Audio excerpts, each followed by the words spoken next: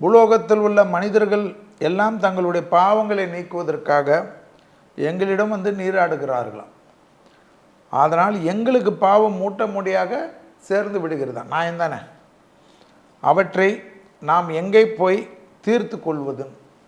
இதற்கான விளக்கத்தை சிவபெருமானிடம் கேட்டார்கள்.